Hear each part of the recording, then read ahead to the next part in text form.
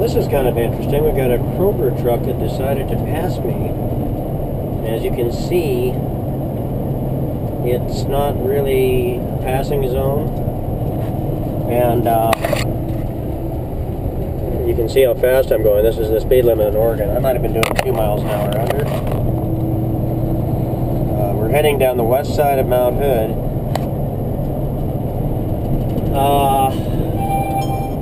You know, I don't know.